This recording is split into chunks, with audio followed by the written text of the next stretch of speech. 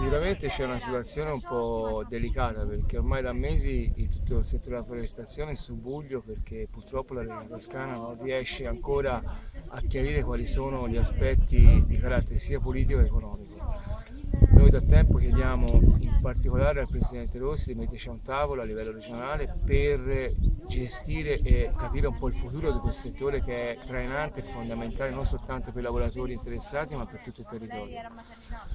Andando per quanto riguarda un po' più nel locale, ci sono sicuramente unioni di comuni che hanno nel frattempo utilizzato anche progetti che in qualche modo possono permettere una continuazione sia di carattere economica che di lavoro. Ci sono purtroppo delle unioni comuni, tra cui c'è anche l'Unione Comuni Valdichiana, che ci hanno in qualche modo ufficializzato, ci sono dei problemi e che a breve dobbiamo capire un po' che tipi di problemi sono, però ci dicono appunto che ci sono probabili potenziali problemi sulle discussioni dei prossimi stipendi a partire da settembre di quest'anno.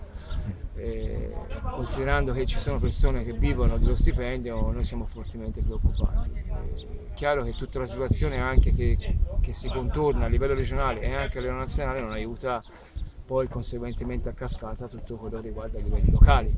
E uno dei comuni valdichiano è uno di quelli che purtroppo, non avendo fatto progettazione, non avendo fatto comunque cose che permettono una continuità sia di lavoro che di carattere economico, stiamo cercando di affrontare con tutte le situazioni del caso, stando sempre con i piedi per terra e soprattutto cercando di capire quali sono le soluzioni insieme, in questo caso nei comuni, per trovare una soluzione definitiva e lo vedremo prossimamente. La regione, il problema è questo, che la regione toscana non vuole ancora capire quanto è importante il settore della forestazione. Quello che è chiaro è che hanno deciso in qualche modo di smantellarla.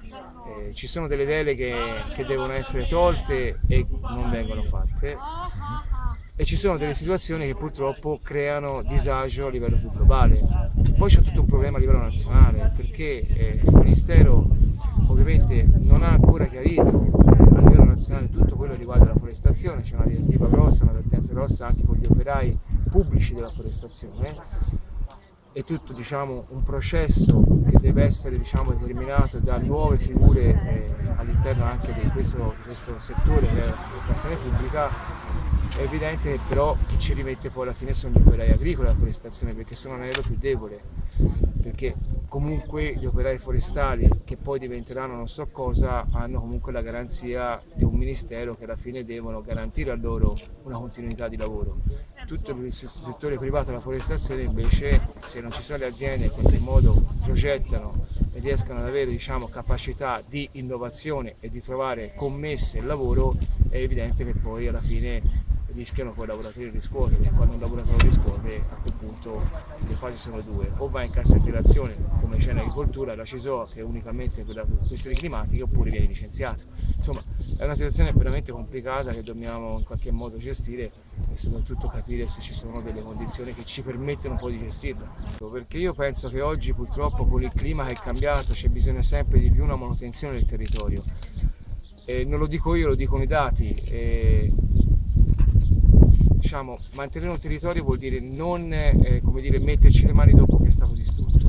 Una distruzione del territorio non solo crea vittime, che è la cosa secondo me fondamentale e più importante, ma crea anche dei danni di carattere economico. Non a caso ogni tanto vediamo alluvioni che vengono fuori e gente che perde le case, muore, e questo non possiamo permetterci. Ecco perché il territorio secondo me è fondamentale. E poi non c'è solo quello, ci sono delle potenzialità enormi che il territorio, specialmente quello nostro, garantisce. Tutto quello che riguarda le foreste potrebbero essere potenziate anche a livello di turismo. Noi abbiamo una miniera d'oro per quanto riguarda il territorio, utilizziamola nel miglior modo. Perché non creare, per quanto riguarda gli operai forestali, qualcosa che ci permette di gestire il territorio anche in termini di turismo? Visite guidate, visite scolastiche, la scuola, c'è tutto quello che riguarda anche la didattica del territorio. Questo potrebbe essere potenzialmente utile da fare, solo che la regione purtroppo non ci ascolta.